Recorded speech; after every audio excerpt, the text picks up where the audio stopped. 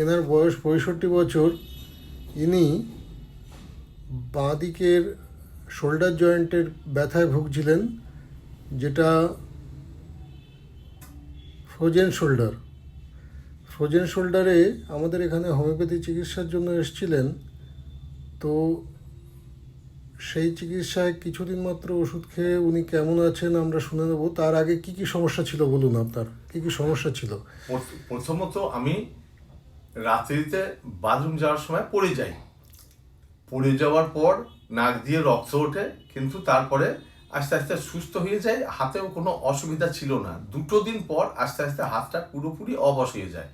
অবশ হয়ে যাওয়ার পর কিন্তু যন্ত্রণাটা চরম পরিমাণে থাকে, কিন্তু হাত তুলতে পারি না, নামাতে পারি না, একদম পুরোপুরি অবশ। কিন্তু হাতের এই জায়গায় সমানে যন্ত্রণা করতো।